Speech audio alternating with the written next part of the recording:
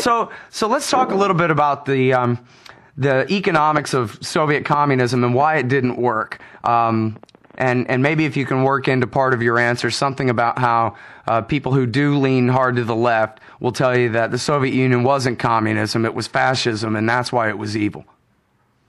Yeah, I mean, I can understand this point of view, although the point would be that even if you have the purest example of communism, communism is the opposite of capitalism in the sense that the purer it gets, the worse and more evil it is. Whereas from my point of view, the free market, the purer it gets, the more morally defensible it is. It's when you start introducing the impurities and the subsidies and the bailouts and the cronyism that it gets bad. But in the case of communism, the key point is that private property is not allowed in the means of production. And in particular, like for example, in agriculture, they did ultimately grudgingly allow toward the end of the regime that something like 2 or 3% of all the agricultural land could be privately owned.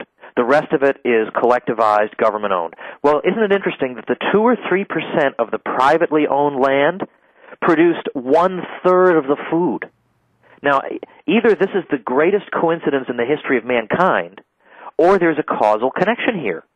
That somebody, in other words, allowing people to use their own know-how on their own property and keep the fruits of their own production yields a lot of production. Whereas you treat people like human garbage, like replaceable pieces of nothing, who have no stake in anything that they do, you wind up getting very little production. I mean, this is a central aspect of the Soviet system. So, in that strictly economic sense, taking all the personal morality out of it or whatever, but in a sense, a fascist system where at least there's prices and nominal ownership of property, even if it's completely controlled by even the Kremlin, still works better than having the government just make things up and tell people, here, you farm that and you farm that, share and share alike. I mean, now I don't like being put in this position, of course, but my point, my argument would simply be that to the extent that you allow individual voluntary actors to make decisions about the disposition of their own voluntarily acquired property, that's moving in the right direction. But at the same time, I mean, a fascist system is, which is by and large what we're moving toward, is completely unsatisfying because of the influence peddling, the fact that the government gets to decide what the various production priorities are going to be, and who gets to. I mean, if I say to you, Scott, here's your car. This is your car. Now here's when you can use it, and here's where you can go with it. Well, I mean, I suppose it's still your car, but that's still not so great. It's better than me saying you can't have a car. But why should we be satisfied with these alternatives? I mean, why don't we instead... Well, it doesn't seem like that would work in a utilitarian argument. It doesn't seem like that would really work any better than just outright communism. Yeah, I mean, probably it doesn't. Probably it doesn't. But outright communism means that you've got one single owner that controls all the inputs into all the potential production projects. So it can't even produce, because there's only one owner, there's no buying and selling going on. Why would you buy and sell if you already own everything? So because there's no buying and selling, it doesn't give rise to any prices whatsoever in the capital goods sector. So therefore you don't know how to allocate resources most effectively, which things are scarcest and therefore should go in this production process instead of that one, and where should I put this plot, this building, should I put it here or there? That's entirely arbitrary. Whereas at least if you give people a tiny, tiny sliver of freedom, well, they might be able to generate some kind of meaningful prices that allow production to take place in something other than a completely arbitrary and utterly uneconomic way. Mm-hmm. Well, now, I'm no Condoleezza Rice, but... that's too bad, Scott. If I remember my understanding of Soviet history here, Lenin basically gave up on communism in 1921 with his economic reforms. And then really the reason that Stalin was so much worse than Lenin is because he tried to re-communize everything where Lenin had begun to back away. Yeah, he had, because the first initial years of communism, where they tried all kinds of half-baked things like moving away from a money economy entirely, led to such unbelievable chaos.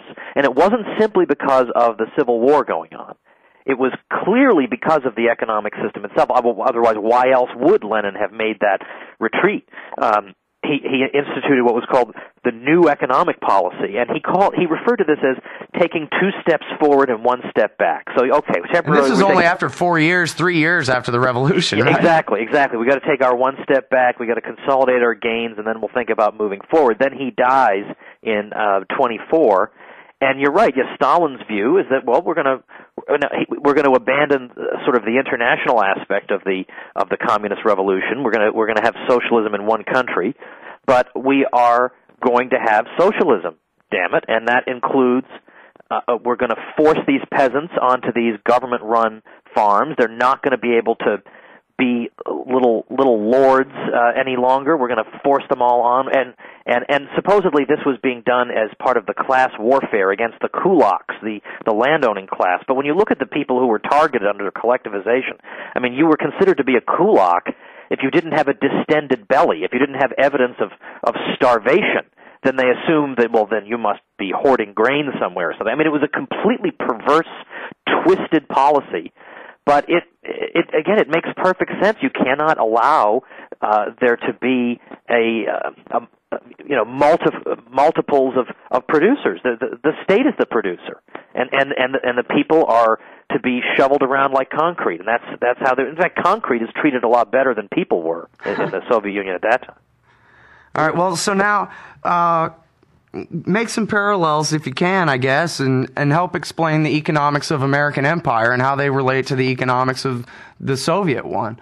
I mean, obviously, America is not a communist country with a single property owner in Washington, D.C., and yet it sure does seem like the different checks and balances in the marketplace are obviously, don't rule too much over the decisions of the government. I guess I'm really kind of taken aback by seeing, people like you and Ron Paul saying, hey, we're bankrupt. While at the same time, I see the National Security Council talking about, whether we should expand just into Pakistan or also whether we should bomb Iran and go ahead and do a full-scale invasion of Somalia. And, I mean, these people seem to have an endless to-do list. At the same time, we're going broke. So is somebody... somewhere the capitalist check and balance of the bookkeeper saying, hey, we're out of money here and we have to scale something back. We have to take that 1 step back to consolidate our gains or whatever. That's not being said, it doesn't seem like. Yeah, that's definitely true. I mean, the parallel that I would draw would be that, in the production of anything like potato chips or whatever, hats, there is a rational production process that goes behind it, a rational decision-making process as to whether I should produce potato chips at all, and if so, what kind, in what quantities, and at what price.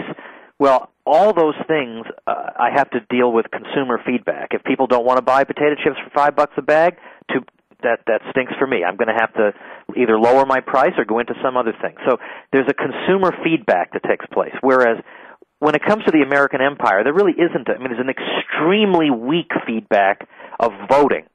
But when both people you're voting for support the empire, in what way does that count as feedback? So there really basically is no feedback.